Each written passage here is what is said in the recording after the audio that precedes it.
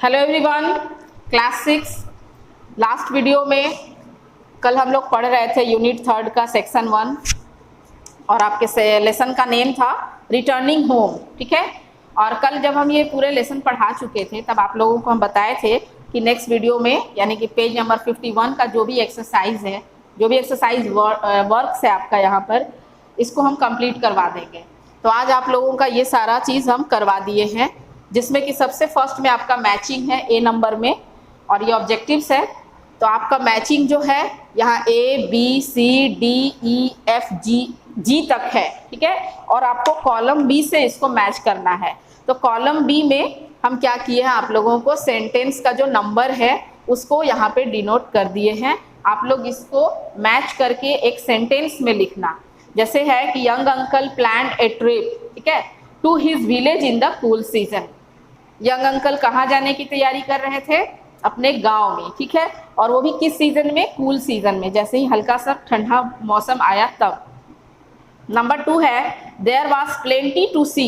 गांव में बहुत सारी चीजें देखने और सुनने को मिलते हैं। इसको आप लाइन नंबर 1 से ज्वाइन करोगे। थर्ड है the children wanted to go. बच्चे जाना चाहते थे, ठीक है, but their mother would not let them. लेकिन उनकी मम्मी उनको जाने नहीं दे रही थी। इसका लाइन नंबर 5 होगा। 4 नंबर है the children were very upset. बच्चे इतने उदास क्यों हो गए? क्यों?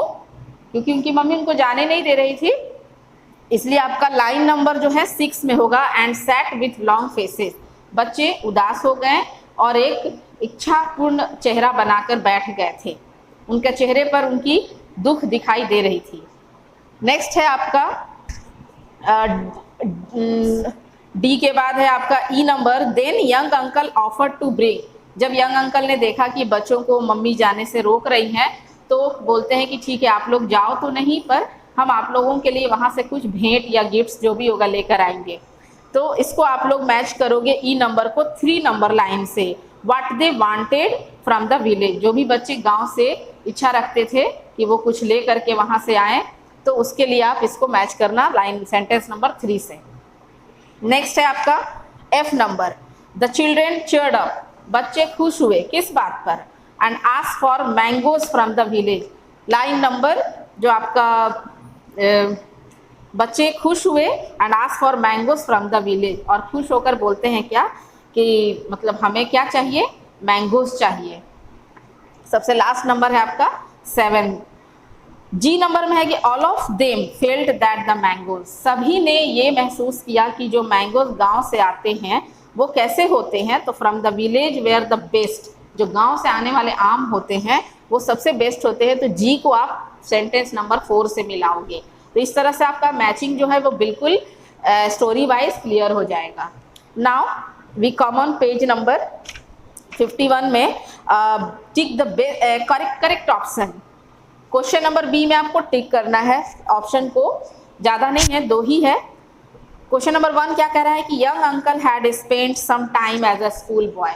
यंग अंकल के पास कुछ ऐसी यादें हैं जो उन्होंने गांव पे बिताए हैं स्कूल टाइम में। छोटे होंगे तो गांव पे वो पढ़ने के लिए गए होंगे, इसलिए आपको 1 का ऑप्शन बी होगा in his ancestral village. Ancestral village किसको बोलते हैं? जो हमारे पुश्तैनी मकान होते हैं, दादा दादी परदादा परदादी के जो मकान होते हैं गांव में, जो काफ़ी टाइम से हमारे पूर्वजों के टाइम से जो होता है मकान, ठीक है, उसको एंसेस्ट्रल विलेज कहते हैं। Now question number 2। Question number 2 में है कि Yusuf requested young uncle to visit the Neelamgiri national sanctuary. Yusuf जो थे, जो उनके घर गेस्ट बनकर आए थे, वो यंग अंकल को क्या मतलब रिक्वेस्ट किए थे? नीलमगिरी सैंक्चुअरी जाकर देखने के लिए। Because he wanted his help to see what was wrong in the sanctuary. इसको आप ऑप्शन नंबर 2 का ऑप्शन नंबर यहाँ पे सी है, ठीक है। He wanted to his help, option number C को आप डालोगे।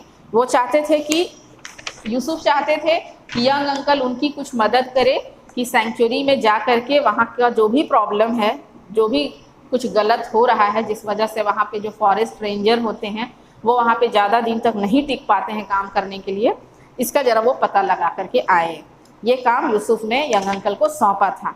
तो इस तरह से आपका ए और बी ऑब्जेक्टिव्स जो आंसर्स था ये तो क्लियर हो गया। नाउ अब आप लोग आइए क्वेश्चन नंबर ई पर। इसमें है राइट द आंसर्स। यहाँ पर 2-3 लाइन का कुछ आंसर है।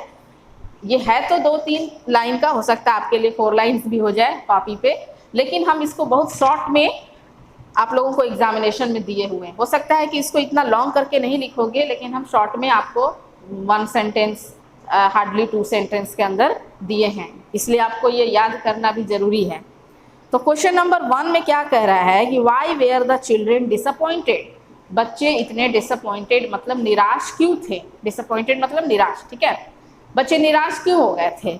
आंसर है आपका the children were disappointed because they wanted to go ancient uncle's village with their young uncle but their mother was putting her foot down। बच्चे इसलिए डिसअपॉइंटेड थे क्योंकि वे चाहते थे जाना एंशियंट अंकल के विलेज, लेकिन किसके साथ, यंग अंकल के साथ। बट उनकी जो मम्मी थी ना, वो अपना पैर पीछे कर ली थी। मतलब पैर पीछे कर लेना का मतलब होता है वो जाने से मना कर रही थी, इनकार कर रही थी।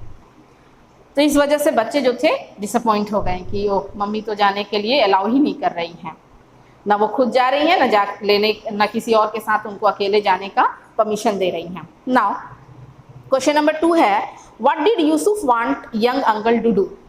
यंग अंकल से यूसुफ क्या चाहते थे, क्या करवाना चाहते थे। आपका आंसर है, जैसा कि आपको ओरल तो पता चल ही गया है कि यंग अंकल से यूसुफ जो है वो क्या काम उनको दिए थे, फिर भी हम लोग यहाँ रिटर्न में लिखेंगे कि Yusuf wanted young uncle to do that he could look into the problem of Neelamgiri sanctuary for him.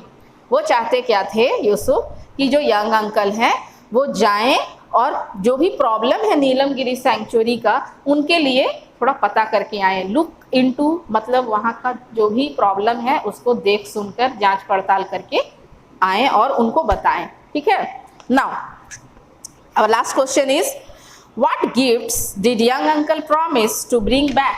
अब देखो जब बच्चे जितने भी थे, तीनों बच्चे थे, उनकी मम्मी की तरफ से उनको रिफ्यूज कर दिया गया कि वो नहीं जाएंगे गांव, तो फिर उन्होंने डिमांड किया कि आप गांव से कुछ ना कुछ हमारे लिए गिफ्ट्स लेकर आएंगे, जो भी गांव का फेमस होता है। तो यंग अंकल ने प्रॉमिस किया था, क्या क्या चीज़ें लाने के लिए प्रॉमिस की थी, ठीक है। व्हाट गिफ्ट्स, वो कौन कौन सी चीज़ें थी जो यंग अंकल ने बच्चों को प्रॉमिस किया था ले आने के लिए। Young uncle promised to bring back some village mango. सबसे पहले तो गांव का जो आम होता है वो लाने के लिए प्रॉमिस किया। एंड एक छोटी बेबी थी, उसका डिमांड क्या था, a hair from the tip of tigers tail. उसका डिमांड मैंगो नहीं था, उसका डिमांड था कि बाघ का जो पूंछ होता है, उस पूंछ का जो सबसे एंड पार्ट होता है, वहाँ पे जो हेयर होते हैं उसके, उसमें से एक बाल उठा करके वो ले आए। ये 2 डिमांड था बच्चों का। तो अब आपको हम बता दें कि ये जो दोनों डिमांड है, इसके लिए यंग अंकल ने उन बच्चों को प्रॉमिस तो कर दिया ताकि उनका दिल फिर से ना दुखे, क्योंकि एक बार तो मम्मी उनको रिफ्यूज़ की जाने से तो बेचारे डिसअपॉइंट हुए। अगर ये प्रॉमिस अपना तोड़ देते हैं उन्हीं के सामने तो फिर से बच्चे निराश हो जाएंगे, इसलिए उनको वो प्रॉमिस कर देते हैं कि ओके मैं आप लोगों के लिए जो भी आपका डिमांड है वो पूरा कर दूंगा। बट क्वेश्चन में कह रहा है क्या कि do you think he got all the gifts he promise to bring back. क्योंकि हमें भी संदेह है कि जो चीज़ ये यंग अंकल लाने के लिए प्रॉमिस किए, क्या वो पॉसिबल था कि वो उस वक्त ले आ सकते थे बच्चों के लिए। इसलिए क्वेश्चन भी में पूछा गया है कि क्या सच में यंग अंकल ने जिस चीज़ को लाने का प्रॉमिस किया वो रियली में ब्रिंग बैक मतलब वापस ले आए थे या नहीं। तो नो, आंसर आपका है no. I think he did not get all the gifts he promise to bring back. मेरे ख्याल से या फिर सभी के ख्याल से जो भी प्रॉमिस इन्होंने किया था लाने के लिए वो बच्चों का वो पूरा नहीं कर सकते थे, लेकिन वो प्रॉमिस को उनके सामने नहीं बोलना चाहते थे कि नहीं मैं नहीं कर सकता, डिनाई नहीं कर रहे थे कि बच्चे निराश हो जाएंगे। ऐसा इसलिए क्योंकि सबसे पहले तो आप अपना एक दिमाग लगाओगे कि यंग अंकल जो हैं वो कूल सीजन में गाँव जा रहे हैं। कूल सीजन मतलब जो अभी का मौसम चल रहा है, नवंबर अक्टूबर का जो मौसम होता है ये कूल होता है, कोल्ड नहीं होता है, कूल होता है। बहुत ज़्यादा गर्मी नहीं, बहुत ज़्यादा ठंड भी नहीं। तो ऐसे सीज़न में आपको लगता है कि इस सीज़न में आपको मैंगोज़ मिलेंगे गांव में, चाहे कहीं पर भी नहीं मिलेंगे। खासकर गांव जो होते हैं वहाँ तो गर्मियों में आम मिलते हैं ना, तो इसलिए बच्चों को उतना अभी नॉलेज नहीं है कि आम वो किस सीज़न में खाते हैं। बस बच्चों को इतना पता है कि बस मैंगोज़ जो होते हैं गाँव के वो बहुत टेस्टी होते हैं, बेस्ट होते हैं पूरे वर्ल्ड में, इसलिए बस वो गांव जा रहे हैं तो मैंगो के सिवा और कुछ ना लाएं। लेकिन उनको ये नहीं पता है कि स्कूल सीजन में वो मैंगो नहीं ला सकते हैं। दूसरा एक और चीज़ था कि जो हेयर का डिमांडिंग हुआ, तो हेयर का जो डिमांड हुआ है छोटे बेबी के तरफ से टाइगर्स टेल का, वो भी कोई आसान चीज़ नहीं है। कोई जाएगा बाघ के मुंह में अपना हाथ डालने के लिए, एक बाल उसका उखाड़ने के लिए? इज इट पॉसिबल कि कोई भी इंसान जाकर के उसका एक बाल नोच कर ला सकता है? नहीं। लेकिन उन्होंने फिर भी हाँ कर दिया था, प्रॉमिस किया था। इसलिए ये दोनों ही चीज़ काफ़ी अभी फिलहाल के लिए तो असंभव था अंकल को भेंट में ले आने के लिए, इसलिए हम यहाँ पर इसका आंसर नो पर लगाए हैं। एक तो उसका मैंगो जो था उसका सीजन नहीं है, और tip of the tigers tail का जो हेयर है वो भी इम्पॉसिबल है बिल्कुल किसी भी एक ह्यूमन बीइंग के लिए, साधारण सा ह्यूमन बीइंग के लिए जिसको आदत नहीं है वाइल्ड लाइफ से टकराने का। तो इस वजह से हमारा आंसर जो है वो बिल्कुल क्लियर हो गया। ठीक है, यहाँ पर बहुत ज़्यादा हम आप लोगों को आंसर को एक्सप्लेन वोकल कर दिए हैं, लिखवाते तो बहुत बड़ा हो जाता, और जितना पूछा गया आप उतना ही आंसर दो, ज़्यादा बेटर है। बट आप समझ लिए कि आखिर वजह क्या थी कि उन्होंने प्रॉमिस करके भी नहीं लाया, इसलिए आप लोगों को हम वोकली इतना समझा दिए, पर आपको राइटिंग के लिए दैट्स इज इनफ। ठीक है, तो इस तरह से आप इस सारे को फेयर कर लोगे, अच्छे से आप देख लो यहाँ पर, और इसको आप रीडिंग करो। चैप्टर को तो आप 2 से 3 बार रीडिंग कर लेना, आपको क्लियर समझ में आ जाएगा। बहुत हार्ड चैप्टर नहीं है आपका, इंटरेस्टिंग सब्जेक्ट था।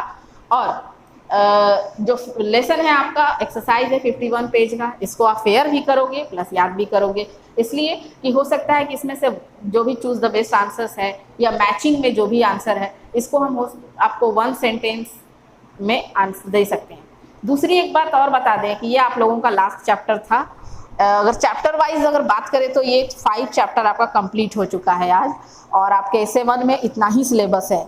आपको हो सकता है कि आपके मोबाइल पे लिंक भी गया होगा कि आपका सिलेबस लेसन 1 to 5 आ रहा है। आप ध्यान से जान लेना कि जो PA1 में 1 और 2 लेसन आया था वो भी आपको SA1 में आने वाला है, प्लस जो 3 to 5 लेसन है ये भी आपका प्लस जुड़ने वाला है। इसलिए पूरे 5 लेसन आपको मतलब प्रिपेयर करना है फॉर SA1 एग्जाम। और एक और चीज़ बता दें कि पूरे 1 से लेकर के 5 लेसन तक में जितना भी आपका ब्लू डॉट से वर्ड मीनिंग दिया गया है बुक में, उन सारे का जो 1 वर्ड है, 1 वर्ड 2 वर्ड का कुछ वर्ड मीनिंग है, आपको पता है कि हम हर साल आपको वर्ड मीनिंग जरूर देते हैं। PA1 में भी दिए थे, इस बार भी आपको मिला है, बीच बीच में आपको अर्थ पूछा जाएगा इंग्लिश टू इंग्लिश, तो आप इसको भी बहुत अच्छे से, बहुत लंबा वाला नहीं याद करना, बट 1 और 2 वर्ड्स में जितने भी वर्ड मीनिंग्स है आप इसको जरूर प्रिपेयर कर लेना। प्लस आपका जो एक्सरसाइज है वो तो है ही, और कुछ इसमें आपका ग्रामर पोर्शन है, इसमें से हम बहुत कुछ तो नहीं दिए हैं, लेकिन जो करवाए हैं आपको ब्लैक बोर्ड में उन्हीं सब चीज़ों में से आपको क्वेश्चन सेट किया गया है। तो आपको ज़्यादा घबराने की ज़रूरत नहीं है।